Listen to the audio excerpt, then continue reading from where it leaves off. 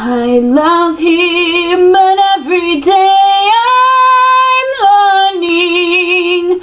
All my life I've only been pretending. Without me, his world will go on turning.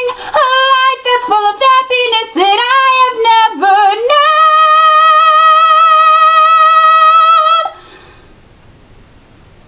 I love him, but only on my own.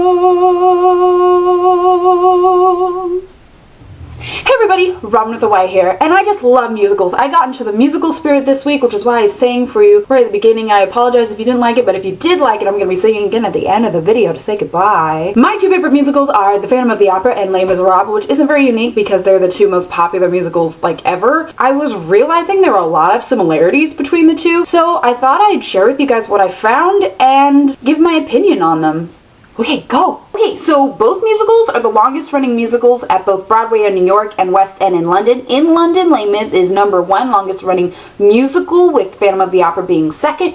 But in New York, on Broadway, the Phantom of the Opera is the longest running show ever by about 3,000 performances. Both musicals are actually set in 19th century France. The Phantom disappeared in 1881 and Jean Valjean's story ended in the 1830s. However, in the real world, Les Miserables opened in London in 1985 and Broadway in 1987, whereas The Phantom opened 1 year later at each venue. Both musicals have a money-grubbing duo in their character lists. However, Messieurs Andre and Froment are a little more lovable than the Les Mis' innkeepers, and of course they also aren't married to each other.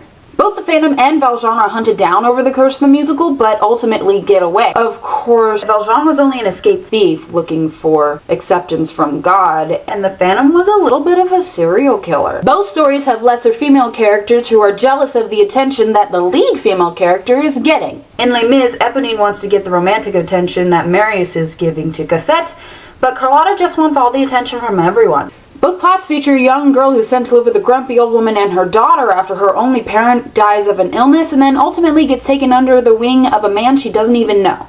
Of course, Madame Giry and Meg Giry are much nicer to Christine than Eponine and her parents are to Cosette, and when Fantine dies, Jean Valjean becomes a father to Cosette, whereas the Phantom secretly trains her to sing and then falls in love with her. In both stories, at the end, the female protagonists marry a very wealthy young man who gains the blessing from the aforementioned father figure. However, Jean Valjean gave Marius his blessing after saving Marius' life, but the Phantom tried to kill Raoul and then just let Christine go with him at the end. I've personally seen both the Phantom of the Opera and the Les Mis live in person, and also I've seen both movies. I think the Phantom of the Opera movie adaptation is a little bit weaker than the Les Mis movie adaptation, but ultimately I do like the Phantom of the Opera more. Michael Crawford is amazing! I think people tend to like Les Mis more because the movie came out sooner, and because for most people the songs are a little more attainable to sing, whereas if you wanted to use a Phantom of the Opera solo as a girl who's an alto, you have to take it down a few keys or even a full octave. Like this video if you like musicals, or if you don't like musicals, leave me a comment below to tell me what you think about any part of it, and I will see you guys next week. Bye!